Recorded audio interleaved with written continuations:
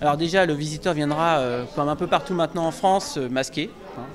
Et il y aura, si vous voulez, un dispositif sanitaire. On est limité au niveau de la préfecture à 5000 personnes à un instant T, sur l'emprise du parc d'exposition de Rouen, que ce soit intérieur et extérieur. Ces 5000 personnes, c'est les exposants, les prestataires, les visiteurs et l'effectif de l'association qui gère le parc.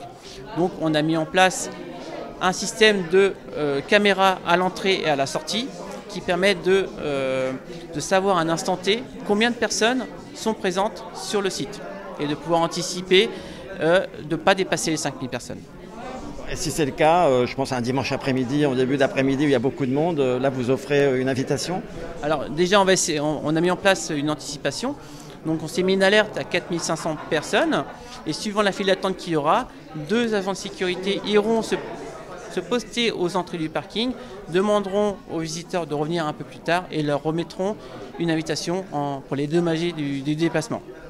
Il y a du gel, il y a des consignes à respecter, le masque et puis un parcours peut-être aussi.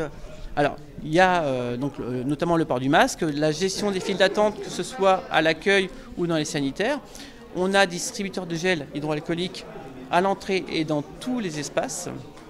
On a mis en place donc un système d'affichage, de messages vocaux qui rappellent les gestes barrières. L'ensemble des équipes sécurité sûreté, le personnel et les prestataires seront aussi présents pour faire des rappels à l'ordre auprès des visiteurs mais aussi des exposants qui ne respecteraient pas les gestes barrières. On a des mesures spécifiques qui nous ont été demandées par la préfecture, c'est de tracer, entre guillemets, de tracer les visiteurs qui viennent sur la foire en leur demandant, pas en les obligeant, en leur demandant de bien vouloir laisser leur nom, prénom, numéro de téléphone. Et ces informations-là, nous les communiquerons à l'ARS en cas de demande.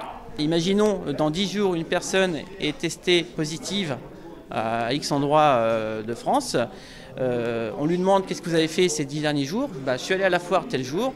L'ARS pourra avoir donc la liste des personnes qui étaient présentes ce jour-là et les informer, attention, vous avez pu être en contact avec une personne susceptible d'avoir le Covid. J'insiste, on n'est pas un rassemblement, on est en gros un centre commercial, une galerie marchande associée à un marché. Donc on est éphémère, on est sur 10 jours et sur une amplitude horaire qui va de 10h à 19h, même 20h, 21h. On est comme un centre commercial, on a des jours d'affluence comme les samedis et les dimanches, que vous retrouvez ça dans les centres commerciaux, à Saint-Sever par exemple, et on a des pics de fréquentation des plages horaires. Donc nous, c'est les dimanches de 14 à 16h. Donc c'est à nous d'anticiper, si vous voulez, ces pics, de communiquer auprès des visiteurs pour leur donner donc, plus de latitude pour venir au parc en dehors de 16h. C'est un pari, donc on a nos dates historiques sont du fin mars, début avril, en fonction du lundi de Pâques.